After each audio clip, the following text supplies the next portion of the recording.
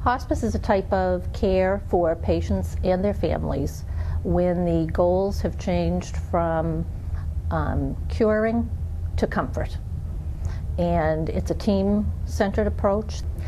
The hospice team consists of a medical director, nurses, social workers, chaplain, volunteers, bereavement coordinator, and home health aides. The hospice team is truly an interdisciplinary team.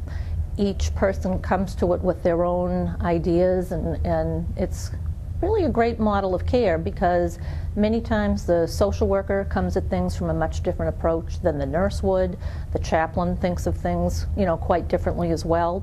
So when patients and families have the entire team, I think it works wonderfully because they get a little bit of something different.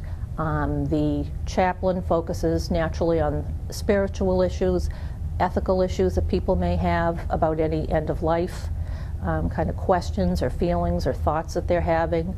The social workers work with the families. They're also great with helping out in anticipating that families are going to be grieving. They are a little proactive, working with children, working with, the entire family and the patient as well to resolve any, there's so many things to be done at that time. Any life closure or life review. Many times people just wonder, what was my life? What was the meaning of it? And social workers and the chaplain, together with the nurses, are great at trying to help people resolve all those issues and have some really quality life closure and spend some quality time with their family and loved ones. The nurses are expert in pain and symptom control. Most of our nurses, almost all of our nurses, have taken special certifications in pain and symptom management. But having our medical director sit in on our team meetings and listen to patient symptoms and all, he's also got some expert advice on how we're controlling the symptoms to keep patients very comfortable. So with that interdisciplinary team, it really works out well. The home health aides provide personal care. Sometimes it gives the family an hour break that they can maybe go out and do something while the aide is there.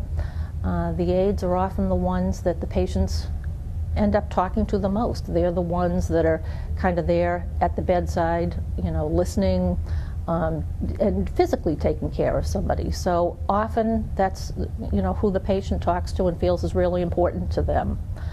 The same with the volunteers. The volunteers have the luxury of not really having to go in and perform any particular task, but just do what the patient might want to do that day or what the family wants to do. Recently, we've started a vigil volunteer program, which has been a wonderful addition to our services. We try to ensure that nobody will have to die alone. So when we realize that some of our patients are imminently dying, and they might be patients that are in a nursing home or perhaps in the hospital or in assisted living, because we can take care of patients wherever they are, the vigil volunteers will usually sit with those folks for the days prior to, and that also is a comfort to the families to know that they didn't die alone, that they did have somebody at their bedside. So that's been a wonderful program.